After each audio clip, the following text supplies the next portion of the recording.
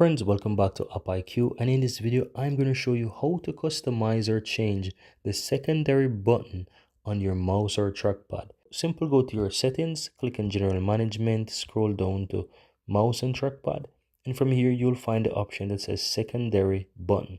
Now if you look below, you'll see, or if you look here, you'll see that it's currently set to open contextual menu. Simple means if you're using a Windows computer as well, you will realize that when you right click, this button shows you some contextual menus, and this is the same here for the secondary button on your phone that you will use if you connect a physical mouse to your Android or Samsung phone.